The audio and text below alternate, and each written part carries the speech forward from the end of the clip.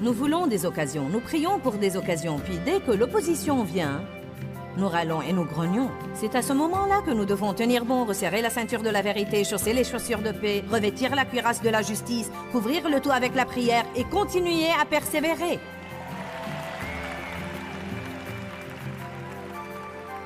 Restez avec nous dans Jouissez de votre vie.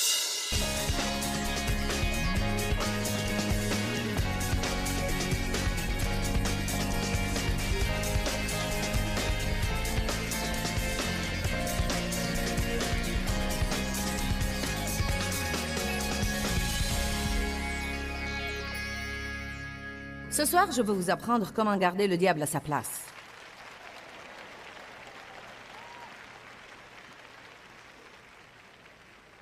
Amen. Satan est l'ennemi, Dieu est votre ami. Le diable est mauvais et Dieu est bon. Vous avez l'autorité sur le diable. Et non uniquement les pasteurs. Vous avez l'autorité sur le diable en tant que croyant au Seigneur Jésus-Christ. Dieu vous a créé pour gouverner et pour régner. Pour être la tête et non la queue, en haut et non en bas. Vous êtes censé garder Satan sous vos pieds. Allons à Genèse 1. À commencer par le verset 24. « Et Dieu dit que la terre produise des êtres vivants selon leur espèce, bestiaux, petites bêtes, et bêtes sauvages de la terre selon leur espèce. Et il en fut ainsi. Et Dieu fit les bêtes sauvages de la terre selon leur espèce, et les bestiaux selon leur espèce, et toutes les petites bêtes de la terre selon leur espèce. Et Dieu vit que cela était bon. Et Dieu dit... Nous, le Père, le Fils et le Saint-Esprit ferons l'homme à notre image, selon notre ressemblance, et qu'il ait l'autorité complète. L'autorité complète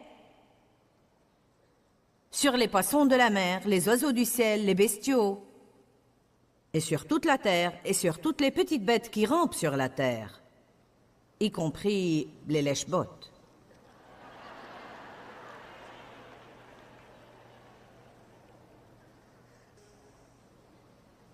Donc Dieu créa l'homme à son image. À l'image et à la ressemblance de Dieu, il le créa. Mâle et femelle, il les créa. Et Dieu leur dit, Dieu les bénit et leur dit, « Soyez féconds, multipliez et remplissez la terre et dominez-la. »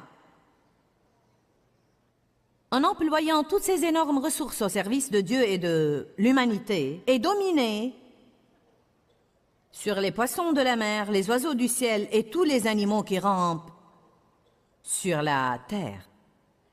Adam et Ève ont eu une bonne affaire. Ils étaient responsables du jardin. Ils passaient voir Dieu le matin, ils passaient voir Dieu le soir. Toute la journée, ils vaquaient à leurs affaires par la puissance du Saint-Esprit, gouvernant et soumettant et ayant la domination, et étant féconds et en multipliant, en faisant multiplier les choses sur terre. Mais dans Genèse chapitre 3, ils ont eu une attaque de stupidité.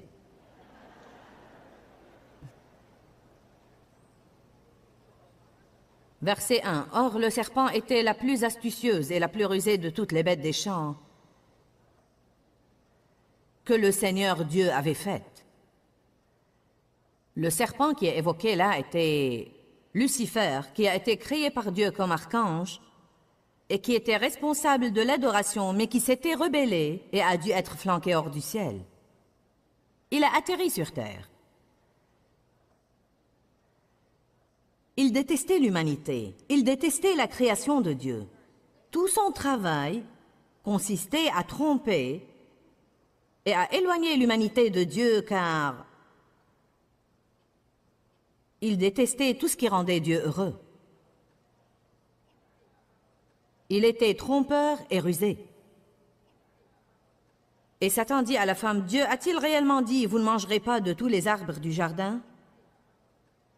Et la femme répondit au serpent, « Nous pouvons manger du fruit des arbres du jardin, mais pas du fruit de l'arbre qui est au milieu du jardin. Et Dieu a dit, vous n'en mangerez point, et n'y toucherez point, de peur que vous ne mouriez. Mais le serpent dit à la femme, non, vous ne mourrez point. À ce moment-là, cette femme aurait dû ouvrir la bouche et dire, menteur! Arrière de moi!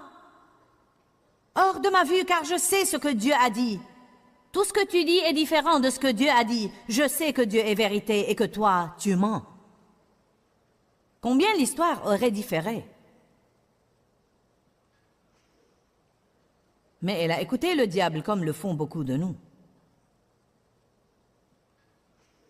En écoutant le diable et en faisant ce que Dieu lui avait dit de ne pas faire, et avec Adam, suivant sa suggestion et faisant ce que Dieu lui avait dit de ne pas faire, ils ont livré leur autorité à Satan. Ils ont livré leur autorité à Satan. Eh bien, Dieu avait déjà un plan de rédemption arrêté avant même que l'homme soit trompé. Envoyer son Fils unique Jésus pour nous racheter de l'ennemi et pour nous rendre l'autorité qu'Adam avait cédée. Il y a des écritures dans tout le Nouveau Testament qui parlent de l'autorité du croyant. L'autorité du croyant. C'est une des grandes révélations que j'ai eues il y a 25 ans, quand j'ai d'abord commencé à écouter le genre d'enseignement que je donne là. J'ai commencé à lire de bons livres chrétiens. Nous devons savoir que nous avons un ennemi. Le diable ne peut pas vous blairer. Il vous méprise. Ce n'est pas parce que vous décidez de servir Dieu et faire quelque chose de bien que le diable va s'endormir et vous laisser tranquille. Vous devez savoir comment persévérer. Avec chaque occasion vient l'opposition. J'ai dit, avec chaque occasion vient l'opposition. Nous voulons des occasions, nous prions pour des occasions, puis dès que l'opposition vient, nous râlons et nous grognons. C'est à ce moment-là que nous devons tenir bon, resserrer la ceinture de la vérité, chausser les chaussures de paix, revêtir la cuirasse de la justice, couvrir le tout avec la prière et continuer à persévérer.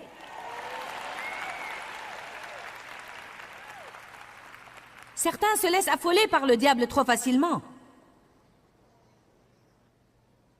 Vous devez avoir un peu plus de fermeté, la fermeté du Saint-Esprit. Vous devez rendre votre visage dur comme un silex et dire « Je sais ce que Dieu m'a dit, et diable, tu es un menteur, et je vais avoir ce que Dieu a dit que je pouvais avoir. Je vais faire ce qu'il a dit que je pouvais faire, et je vais être ce qu'il a dit que je pouvais être. »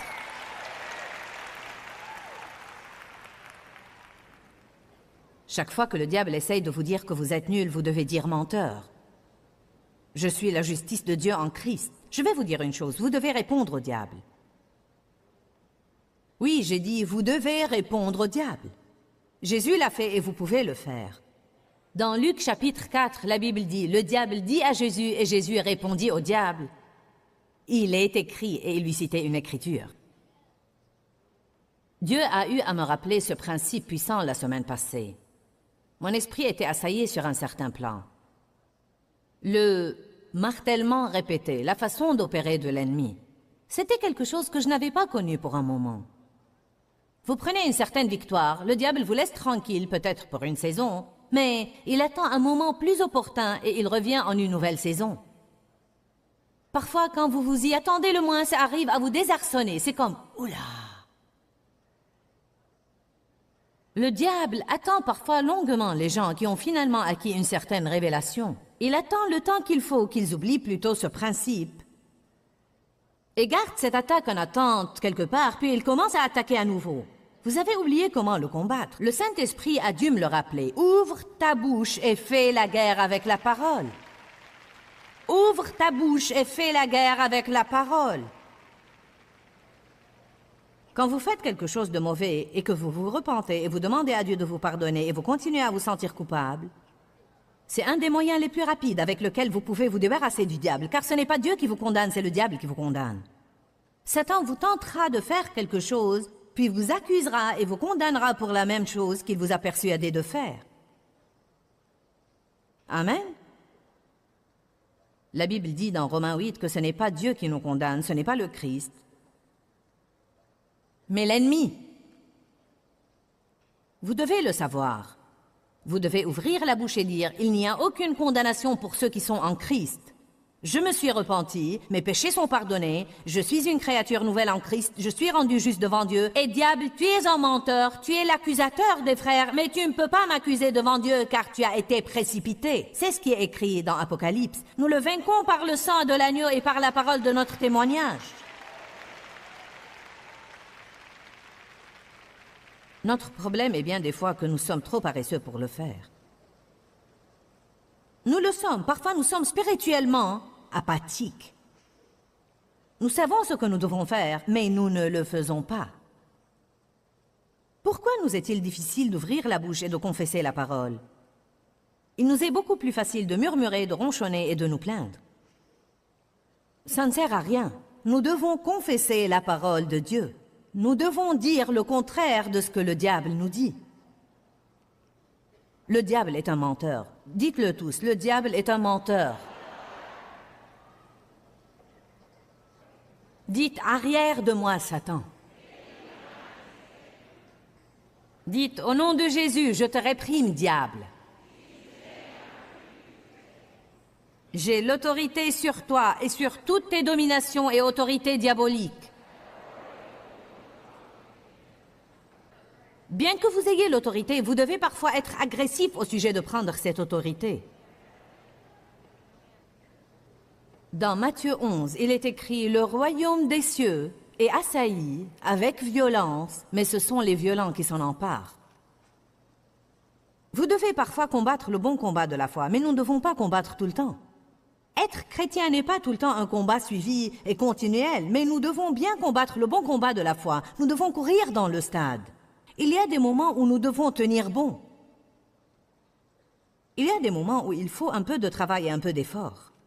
Souvent, nous voyons des gens venir travailler dans le ministère, puis ils sont en butte aux attaques. Ils ne le comprennent pas car « j'étais presque sûre que c'était ce que Dieu me disait de faire ». Ce n'est pas parce que vous avez un peu de problème que Dieu ne vous a pas dit de le faire. En fait, parfois, c'est le vrai bon signe qu'il vous a dit de le faire. C'est un de ces moments où vous devez arrêter de penser et revenir voir ce qu'il y a dans votre cœur comme nous en avons parlé la veille, ou ce matin, ou je ne sais quand. Quand vous commencez à devenir irrésolu et vous ne savez plus ce que Dieu a dit car vous avez senti une chose dans votre cœur mais vos circonstances sont contre tout, à ce moment-là, vous vous y perdez. Quand les choses ne sont pas bonnes, c'est facile de s'y perdre. Quand vous souffrez, vous ne savez plus quoi faire. Quand vous avez un manque dans votre vie, quand vous faites tout le bien que vous savez faire et il semble que vous n'avez pas de bons résultats malgré vos essais, c'est dur et ça peut créer la confusion. C'est là que vous devez éteindre cette petite cervelle. Tais-toi, diable. Savez-vous pourquoi? Car l'esprit est le champ de bataille. C'est là où vous allez soit gagner la guerre contre l'ennemi, soit la perdre. Sur le champ de bataille de votre esprit, les pensées. Il essaye de bâtir des forteresses dans notre esprit en nous donnant certaines façons de penser, puis en se cachant dans ces mauvaises façons de penser. Votre vie ne va jamais aller, sauf là où vos pensées vont aller. Car l'homme est tel que sont les pensées dans son âme. Les armes de notre combat ne sont pas charnelles, mais elles sont puissantes par la vertu de Dieu. Pourquoi faire? Pour renverser des forteresses. En faisant quoi? En renversant les raisonnements prétentieux et toute hauteur qui s'élève contre la connaissance de Dieu. Pensez, pensez, pensez. Nous vivons dans une maison faite de pensées. Nous bâtissons notre vie par nos pensées. Vous ne pouvez pas aller autre part que là où votre esprit va aller. Vous ne ferez jamais de grandes choses si vous ne pouvez pas concevoir dans votre esprit que vous pouvez faire de grandes choses au nom de Jésus. Vous ne surmonterez jamais vos problèmes tant que vous pensez à l'esclavage.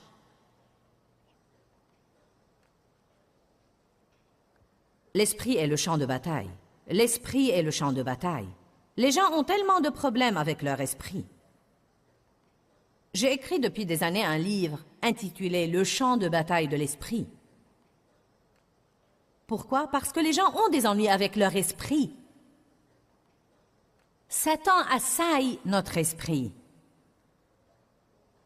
Satan a dit à Jésus, « Vous savez quoi, je crois qu'il a parlé à son esprit juste comme il parle à notre esprit. » Jésus a dit au diable, « Il est écrit. » Puis l'ennemi a essayé de se servir de Pierre pour porter Jésus à ne pas aller à Jérusalem pour réaliser le plan de Dieu pour sa vie. C'est écrit dans Matthieu 16. Jésus a dit, « Maintenant nous devons aller à Jérusalem et il faut que je souffre là-bas. » Et il a dit que le moment était venu. Pierre a dit, « Oh non Seigneur, cela ne t'arrivera pas, tu ne peux pas aller là-bas. » Jésus a dit, « Arrière de moi Satan, tu es pour moi occasion de chute. » Il ne s'est pas soucié de blesser Pierre, car il savait à qui il avait affaire. Il savait qu'il n'avait pas affaire à Pierre. Il savait qu'il avait affaire à un esprit ennemi qui essayait de se servir de Pierre. Il y a des personnes dans votre vie qui, bien qu'elles soient bien intentionnées, l'ennemi, s'il peut trouver un accès par elles, s'il ne peut pas vous atteindre, il essayera de vous atteindre à travers quelqu'un d'autre.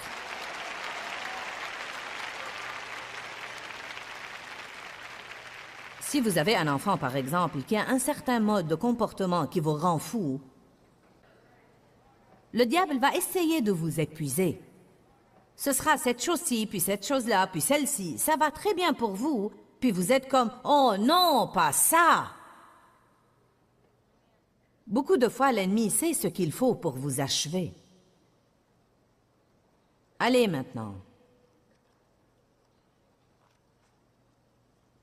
Nous ne luttons pas contre la chair et le sang, mais contre les autorités et les esprits méchants dans les lieux célestes. Prenez toutes les armes de Dieu, afin de pouvoir résister dans le mauvais jour du danger. Et après avoir tout mis en œuvre, restez ferme et tenez bon. Parfois, vous êtes attaqué et vous ne pouvez pas avancer, mais vous pouvez au moins tenir bon et ne pas aller en arrière.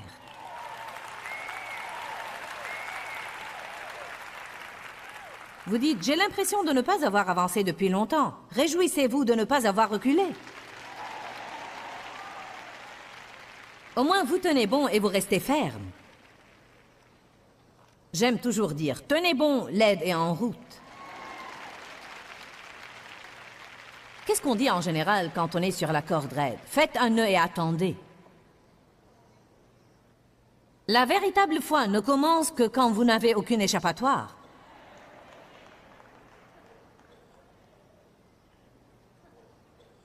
Jésus a dit, plutôt la Bible dit, le Fils de Dieu apparut afin de détruire les œuvres du diable. Si les gens ne sont pas conscients de l'autorité qu'ils ont sur l'ennemi en Christ, ils ont encore une fissure dans leur fondation. Il y a toujours un endroit par lequel Satan peut entrer si vous ne savez pas que vous avez l'autorité sur lui. Je vais vous indiquer le moyen par lequel vous devez exercer cette autorité et certaines des choses que vous devez faire dans votre vie si vous voulez marcher selon cette autorité. Avoir l'autorité est une chose, marcher selon elle en est une autre. Nous avons eu des personnes dans notre direction que nous avons investies d'autorité. Et pourtant, parce qu'ils n'ont pas su comment marcher selon cette autorité, les employés dans leur département ne les écoutaient toujours pas, bien qu'ils aient légalement notre autorité pour gérer ce département, parce qu'ils ne marchaient vraiment pas selon cette autorité. Ça ne leur a servi à rien. Je marche selon l'autorité que Dieu m'a donnée. Quand je monte en chair, je le sens. Je sais que je commande. Je sais que Dieu m'a donné une autorité spirituelle pour gérer ces réunions. Et si n'importe qui essaye de causer du grabuge dans nos réunions, nous les arrêtons. Dieu m'a donné la responsabilité ici. Il n'y a pas de mal à cette attitude. Je ne me lève pas pour l'annoncer tout le temps comme je le fais maintenant, mais je sens cette autorité. Je ne laisse pas cette chair sans surveillance car je crois qu'il doit y avoir une présence d'autorité. Si je dois aller quelque part, peut-être aller aux toilettes ou quelque chose comme ça, je veille à ce qu'il y ait quelqu'un qui puisse prendre l'autorité si besoin est. Là où il n'y a pas d'autorité, Satan écrase les gens. Pensez à tous les gens du monde, même les chrétiens, qui ne savent pas qu'ils ont l'autorité sur Satan et il les rend fous tout le temps parce qu'ils ne savent pas qu'ils ont l'autorité. Dites, j'ai l'autorité. En tant que croyant, j'ai l'autorité.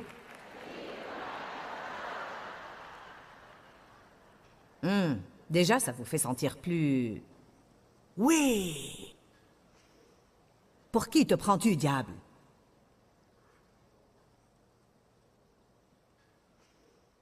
Ne jouez pas au plus fin avec le diable en le tolérant pour 3 semaines pour voir combien ça va devenir grave avant de l'attaquer. La Bible dit dans 1 Pierre 5, « Résistez au diable depuis le début. » Allez, dès qu'il commence à vous mentir, dès que vous commencez à vous sentir déprimé et découragé, attaquez-le. N'attendez pas à ce que vous soyez tellement au fond du fossé qu'il va falloir un camion de chrétiens pour vous retirer.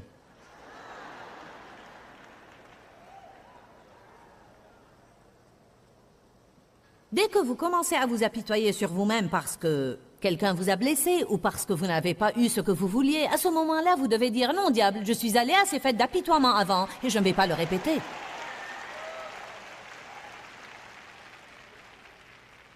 Une des choses que nous devons faire si nous voulons résister au diable, c'est que nous devons apprendre à dire non.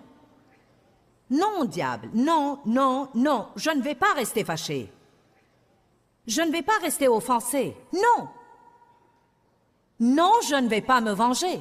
Je ne vais pas bouder et faire des bêtises. Non, non, non, non, j'ai envie de le faire, mais je ne vais pas le faire.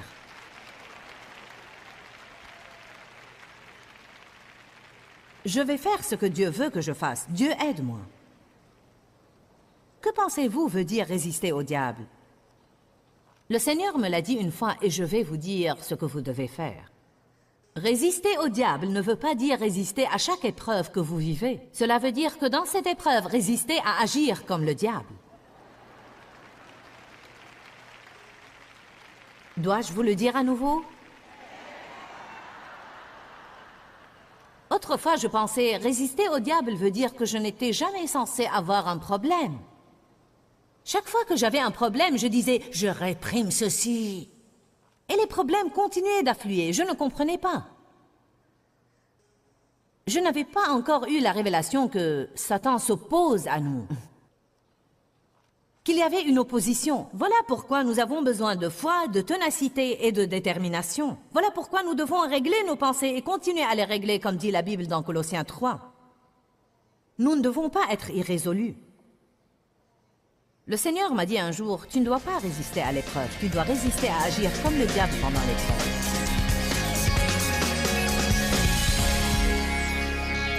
L'enseignement aujourd'hui est intitulé « Avez-vous une fissure dans vos fondations ?» Et j'espère vous avoir aidé par cette parole à boucher certaines des fissures que vous avez peut-être trouvées dans les fondations de votre foi ou les fondations de votre marche avec Dieu.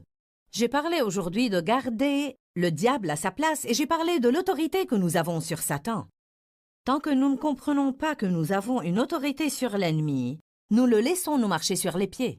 Dans Luc 10, 19, la Bible dit « Voici, je vous ai donné l'autorité et le pouvoir de marcher sur les serpents et les scorpions et sur toute la puissance de l'ennemi, et rien ne pourra aucunement vous nuire. » Alors comprenez qui vous êtes en Christ et comprenez que vous êtes investi d'autorité sur Satan et qu'il n'a aucune autorité sur vous.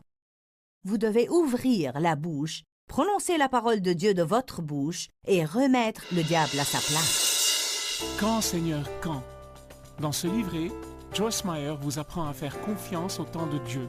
Pour obtenir ce livret gratuitement, écrivez-nous à Joyce Meyer, boîte postale 40095-6300, Larnaca, Chypre. Ou bien visitez notre site web www.joycemeyer.org/fr.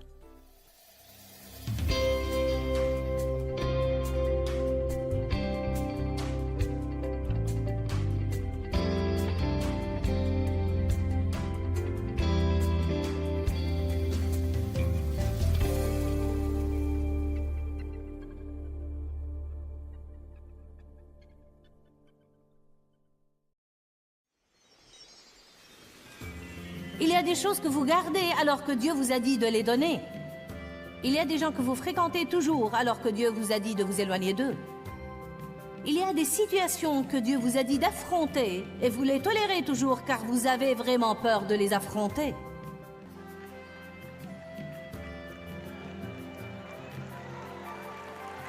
Restez avec nous dans Jouissez de votre vie.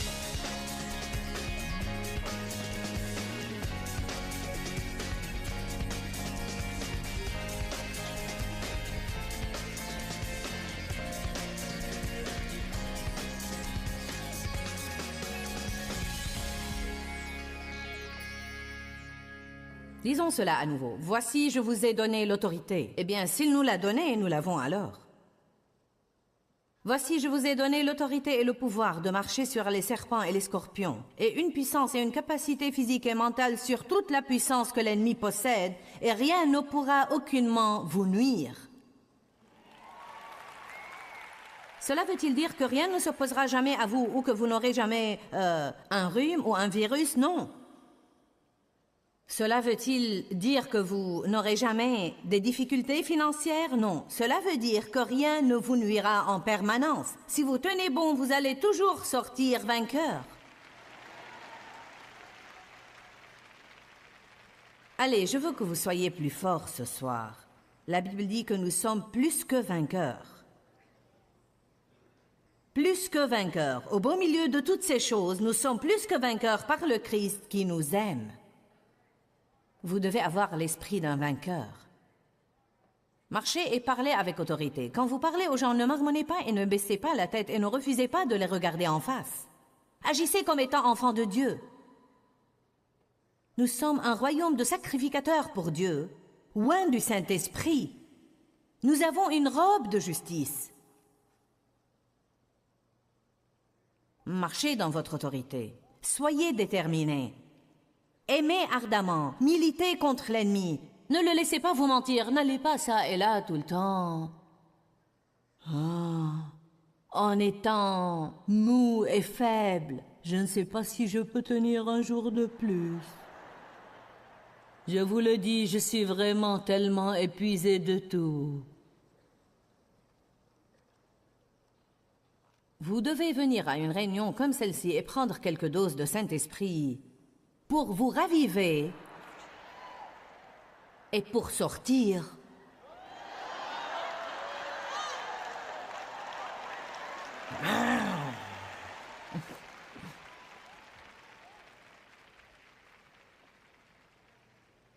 J'espère que l'enfer tremble quand je mets mes pieds à terre le matin.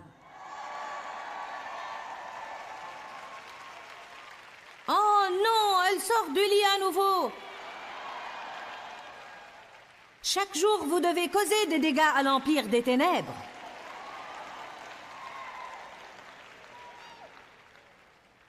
Éphésiens 1.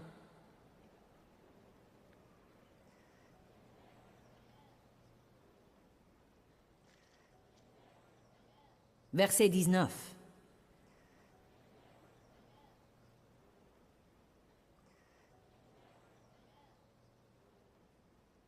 Nous enseignons au sujet de garder le diable à sa place. Et pour que vous puissiez connaître et comprendre quelle est l'infinie et l'illimitée et l'incomparable grandeur de sa puissance en et envers nous qui croyons, manifestée dans l'œuvre de sa puissante force qu'il a déployée en Christ en le ressuscitant des morts et en le faisant asseoir à sa droite dans les lieux célestes, bien au-dessus de toute autorité et puissance et pouvoir et souveraineté et de tout autre nom qui puisse être nommé, au-dessus de tout autre titre qui puisse être conféré, non seulement dans ce siècle et dans ce monde, mais encore dans le siècle et le monde à venir. Et il a mis tout sous ses pieds, et il l'a donné pour chef suprême et universel à l'Église qui est son corps, la plénitude de celui qui remplit tout en tous, car en ce corps vit la plénitude de celui qui rend tout complet, et qui partout remplit tout de lui. Il est la tête et nous sommes le corps. Pour autant que je le sache, les pieds sont dans le corps. Donc si Satan est sous les pieds du Christ et nous sommes le corps du Christ, à ce moment-là, il doit être sous nos pieds. Maintenant, je m'apprête à vous dire comment le garder sous vos pieds. C'est l'endroit où il est censé être. C'est l'endroit qui lui a été assigné de Dieu. Mais vous devez le garder là-bas, car si vous ne le gardez pas là-bas, il sortira en rampant et essayera d'être la tête. Allez à Jacques 4.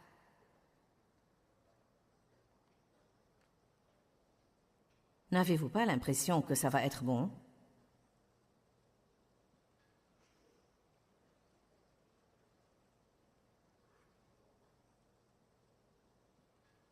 Jacques 4, 7. Soumettez-vous donc à Dieu. Résistez au diable. Tenez ferme contre lui et il fuira loin de vous. Vous savez, quand nous écoutons cette écriture, c'est toujours « Résistez au diable et il fuira ». Résistez au diable et il fuira. Mais le diable ne fuira pas simplement parce que vous lui résistez. Vous devez vivre aussi la première partie de cette écriture. Soumettez-vous donc à Dieu.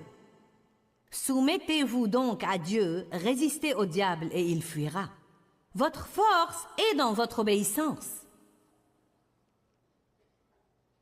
N'importe quel directeur à qui nous donnons un pouvoir perd immédiatement ce pouvoir dès qu'il devient désobéissant à mon autorité et à celle de Dave.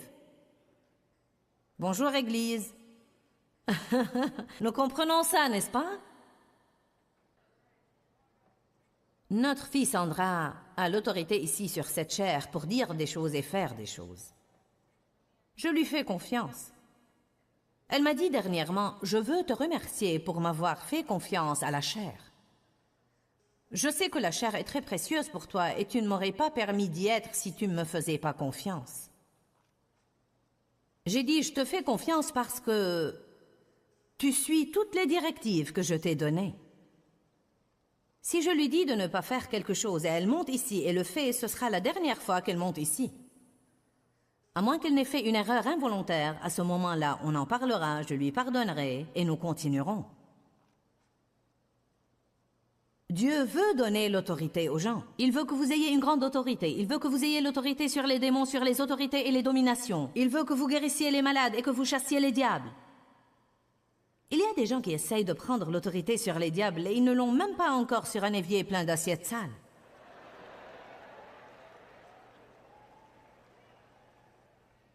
Comment allez-vous gérer le monde si vous n'arrivez pas à mettre de l'ordre chez vous?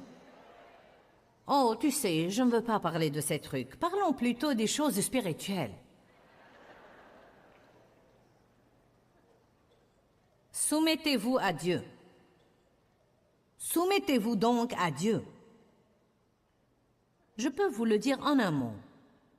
Dieu me l'a donné aujourd'hui. Voilà le moyen de soumettre le diable. Vous soumettez le diable en restant sous la puissante main de Dieu. Vous soumettez le diable en restant sous la puissante main de Dieu. Humiliez-vous sous la puissante main de Dieu afin qu'il vous élève au temps convenable. Si je me soumets, le diable se soumet.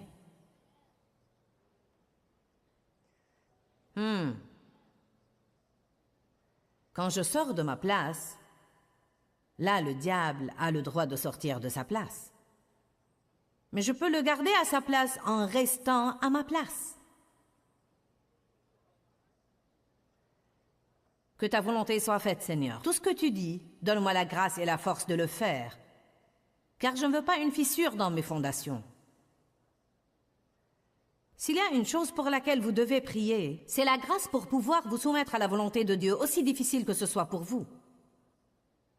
Dieu, aide-moi à arrêter de lutter et d'argumenter avec toi. Aide-moi à faire ce que tu veux immédiatement et promptement. Laisse-moi avoir l'attitude que tu veux que j'ai, dire les paroles que tu veux que je dise, faire ce que tu veux que je fasse et laisser tout le reste tranquille. Soumettez-vous à Dieu. Résistez au diable et il fuira. Il y a une grande protection pour le croyant qui marchera dans une simple obéissance quotidienne. Psaume 91, 11 dit « Il ordonnera à ses anges de te garder dans toutes tes voies. » Savez-vous ce que dit la Bible amplifiée? Écoutez, voilà ce que dit la Bible amplifiée. Elle nous éclaire beaucoup sur ça. « Il ordonnera à ses anges de te garder dans toutes tes voies d'obéissance et de service. » Il n'ordonnera pas à ses anges de nous garder dans toutes nos voies de désobéissance, mais dans toutes nos voies d'obéissance et de service. Je ne parle pas là de devoir être parfait. Je ne parle pas de ne jamais faire une erreur. Je vais vous dire de quoi je parle. Je parle de la désobéissance délibérée. Je parle de quand vous savez ce que Dieu dit et vous ne le faites pas. Je parle d'être un Jonas. Dieu dit « Allez à Ninive et vous allez à Tarsis ». Puis vous vous faites engloutir par un grand poisson et vous n'aimez pas ça.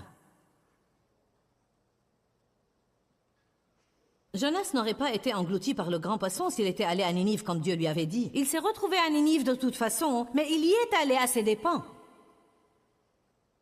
Vous allez finir par faire ce que Dieu vous dit de faire de toute façon. Si vous aimez vraiment Dieu, ayez une révélation. Vous allez céder tôt ou tard de toute façon. Donc il vaut mieux que ce soit tôt plutôt que tard.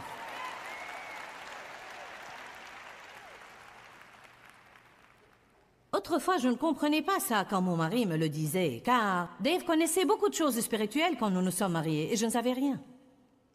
Il me disait des choses que je ne comprenais pas, comme quand je me fâchais contre lui, et il me disait « Tu ferais aussi bien de te décider à te mettre de bonne humeur, car la semaine prochaine tu ne seras plus fâché, donc pourquoi gaspiller 3 jours à être fâché ?» Eh bien, je ne l'avais pas compris, car c'était dans mes émotions et dans ce que je ressentais. Il avait raison. Une semaine après, je n'étais plus fâché contre lui. Il y avait des fois où je restais fâché contre lui 2 ou 3 semaines. Mais c'était rare, Dieu merci. Combien de vous comprennent ce que je dis? D'autres fois, nous avions un problème et Dave me disait « Pourquoi veux-tu rester là à t'inquiéter? Dieu est le seul à pouvoir le résoudre et il le fera. Donc pourquoi te rends-tu malheureuse maintenant en attendant de voir ce que Dieu va faire pour résoudre le problème? Pourquoi ne pas lui faire confiance et aller jouir de ta vie? » Eh bien, je croyais que c'était de l'irresponsabilité, car j'avais tellement l'habitude de m'occuper de moi-même. Je croyais que si je ne m'inquiétais pas et si je n'essayais pas de trouver une solution, à ce moment-là, je ne jouais pas mon rôle. Donc Dave allait jouer avec les enfants et il était content. Il riait et regardait la télé et s'amusait. Et moi, je m'énervais vraiment contre lui, car il ne voulait pas être dans la chair comme moi. Quand nous sommes dans la chair, nous nous énervons contre ceux qui sont dans l'esprit.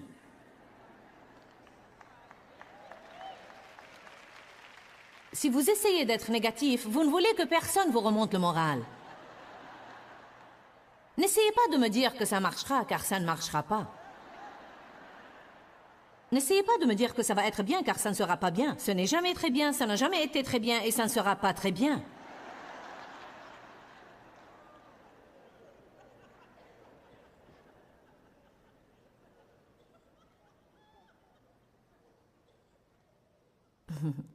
J'étais comme Jonas. Je me suis retrouvée à Ninive, mais j'ai pris le chemin le plus long.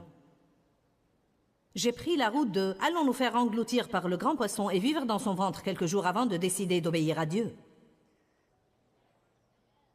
Je voulais entrer là-dedans avec toutes les ordures et la puanteur. Et les algues entrelacées autour de ma tête. Allez maintenant.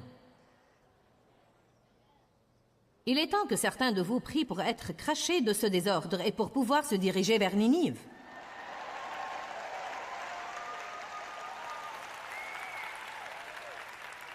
Savez-vous ce qui n'allait pas chez Jonas? Il ne pensait pas que Dieu devait bénir Ninive. Il ne voulait pas qu'ils se repentent et changent car il ne les aimait pas. N'êtes-vous pas furieux quand Dieu vous dit d'aider quelqu'un que vous n'aimez pas, hein? Quand Dieu vous dit de prier pour quelqu'un contre qui vous êtes fâché? Ou de lui envoyer un cadeau quand vous avez envie de lui flanquer une gifle? Dieu n'a-t-il pas de drôles d'idées? Les derniers seront premiers et les premiers derniers. Si vous voulez posséder, donnez ce que vous avez. C'est comme si votre cervelle tournait. Va à Ninive. Pourquoi dois-je aller à Ninive?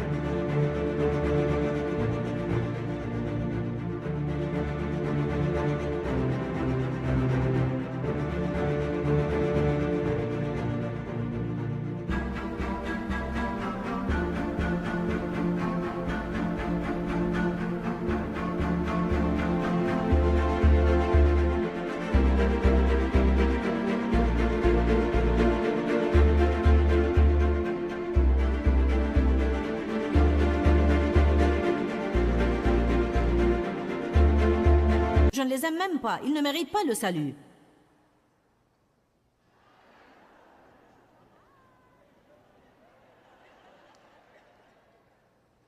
Oh. Oh, ce n'est pas parce que nous ne sommes pas d'accord avec Dieu que nous ne devons pas lui obéir.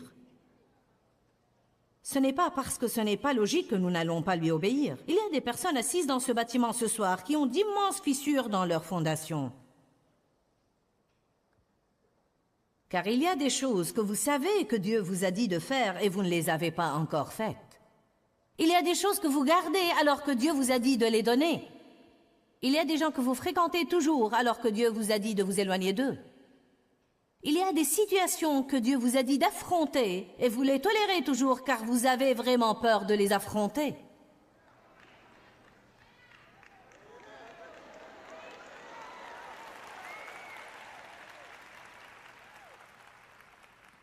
Il y a une autorité que Dieu a établie dans votre vie contre laquelle vous vous rebellez constamment car vous ne voulez pas faire ce que ces personnes en autorité vous disent de faire.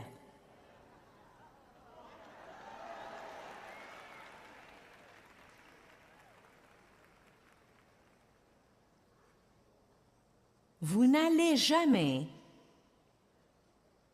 vous débarrasser de ces fissures dans vos fondations. Vous n'allez jamais fermer les portes à Satan ou le garder sous vos pieds avant de commencer à faire tout ce que vous savez que Dieu vous a dit de faire. Il y a peut-être des choses que nous ne faisons pas comme il faut et que nous ne savons pas faire comme il faut. Paul a dit qu'il a obtenu miséricorde parce qu'il persécutait l'Église par ignorance. Dans les domaines où nous sommes ignorants, Dieu nous donnera miséricorde. La Bible dit, quand vous savez faire ce qui est bien et vous ne le faites pas, vous commettez alors un péché. Si je sais pardonner et dans mon entêtement je ne pardonne pas. Si je suis en colère contre Dave, je me suis mise en colère et je me suis fâchée et nous nous sommes querellés, je n'avais pas l'impression qu'il avait raison. Mais Dieu commence à me parler en disant que je dois aller dire « Désolé et oublions et continuons, mais je ne veux pas faire ça !» Je sais que Dieu m'a dit de le faire, mais je ne veux pas le faire. Je sais que Dieu m'a dit de le faire, mais je ne veux pas le faire. Mais je sais que Dieu m'a dit de le faire. Je sais que la Bible dit que le soleil ne se couche pas sur votre colère. Je sais qu'au moins je ferais bien d'arranger les choses avant d'aller me coucher. Il commence à faire nuit, mais je suis toujours têtue. Est-ce que vous me comprenez ce soir? Nous ne parlons pas de ce qui est juste. Nous ne parlons pas de ce qui semble équitable. Nous parlons de l'obéissance. Enfin Dieu, je me suis excusée la fois passée. Je ne pense pas que ce soit juste. Je suis toujours celle qui doit s'excuser. Pourquoi est-ce toujours moi? C'est toujours moi. Pourquoi ne lui parles-tu pas? Peut-être qu'il aurait parlé à l'autre personne si elle voulait écouter, mais elle ne veut pas. Et vous avez écouté ce que Dieu a dit, donc vous devez le faire. À nouveau. Il y a eu des moments où je me suis endormie au bord du matelas car je voulais m'éloigner de Dave. Et je me couchais là et je gelais toute la nuit car je ne voulais pas lui demander une couverture.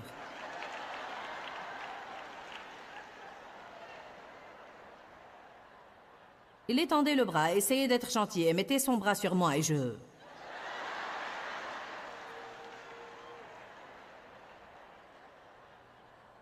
Quand vous êtes fâché contre quelqu'un et il vous touche, vous devenez raide, comme une planche. Allez à Éphésiens 4 avec moi. Allez, nous allons nous amuser ce soir. Peut-être que c'est amusant, mais j'espère que ça va vous inciter à arranger certaines choses. Certaines de ces choses que vous remettez, il est temps de faire quelque chose à leur propos. Il est temps de boucher ces fissures. Éphésiens 4, 26. Quand vous vous mettez en colère, ne péchez point. Ne laissez jamais votre colère, votre exaspération, votre fureur ou votre indignation durer jusqu'à ce que le soleil se couche. Et ne donnez pas de place ou d'accès au diable. Ne lui donnez pas d'occasion. Combien de vous comprennent ça? Ne donnez pas au diable cette occasion. Allez à...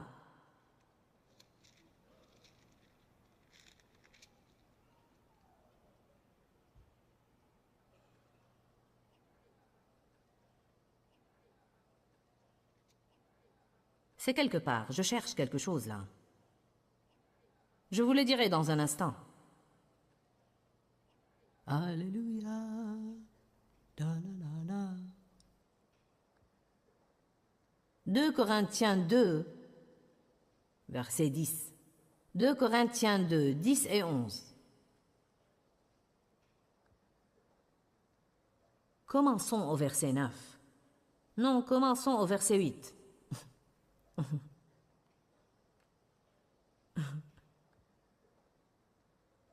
Commençons au verset 7. 2 Corinthiens 2, 7. Paul essaye de les porter à réintégrer un frère et de lui pardonner. La chose que nous comprenons...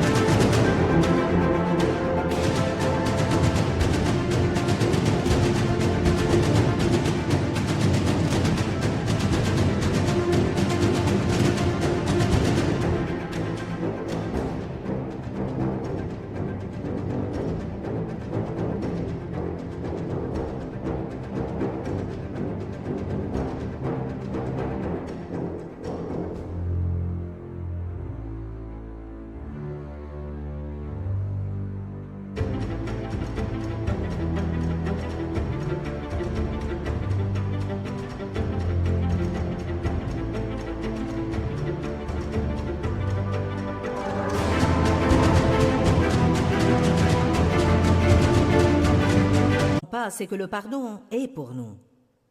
Quand nous pardonnons aux gens, nous bouchons les fissures dans nos fondations afin que le diable n'y entre pas.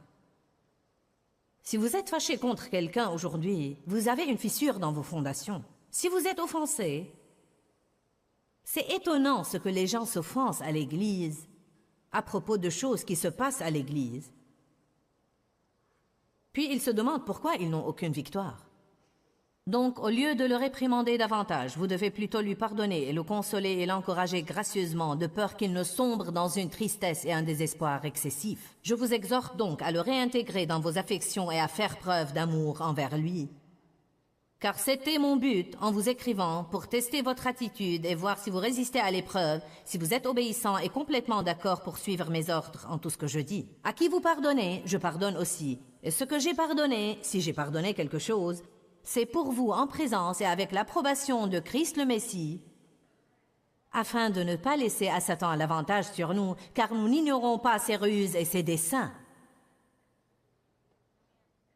Il dit pourquoi pardonnons-nous? Pour ne pas laisser à Satan l'avantage sur nous. Nous pardonnons. Nous devons être prompts à pardonner. Nous devons être généreux dans notre pardon. Quoi que ce soit, ça peut être 1000 choses différentes. Jacques 4, 13 dit, « Quand vous savez faire ce qui est bien et vous ne le faites pas, vous commettez un péché. » Nous ne sommes pas bêtes, nous savons quand nous ne traitons pas bien les gens. Nous savons quand nous avons une mauvaise attitude, nous savons quand nous sommes égoïstes et têtus et égocentriques et difficiles à vivre.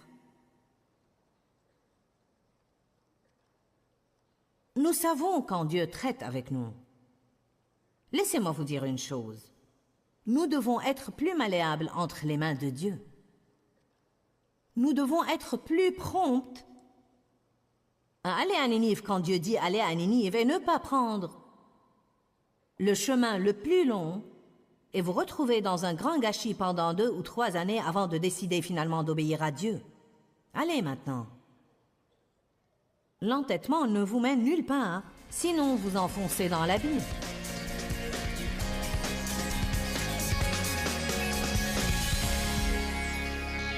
L'enseignement aujourd'hui est intitulé « Avez-vous une fissure dans vos fondations ?» Et j'espère vous avoir aidé par cette parole à boucher certaines des fissures que vous avez peut-être trouvées dans les fondations de votre foi ou les fondations de votre marche avec Dieu. J'ai parlé aujourd'hui de garder le diable à sa place et j'ai parlé de l'autorité que nous avons sur Satan. Tant que nous ne comprenons pas que nous avons une autorité sur l'ennemi, nous le laissons nous marcher sur les pieds. Dans Luc 10, 19, la Bible dit « Voici, je... »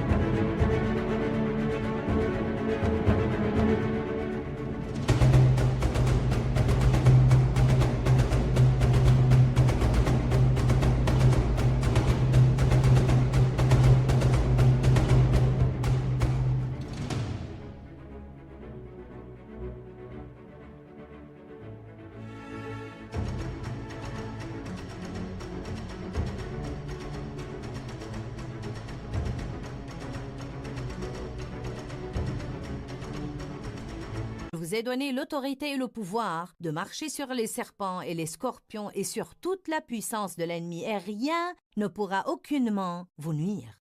Alors comprenez qui vous êtes en Christ et comprenez que vous êtes investi d'autorité sur Satan et qu'il n'a aucune autorité sur vous. Vous devez ouvrir la bouche, prononcer la parole de Dieu de votre bouche et remettre le diable à sa place. Quand, Seigneur, quand? Dans ce livret, Joyce Meyer vous apprend à faire confiance au temps de Dieu. Pour obtenir ce livret gratuitement, écrivez-nous à Joyce Meyer, boîte postale 40095-6300, Larnaca, Chypre. Ou bien visitez notre site web www.joycemeyerme.org/fr.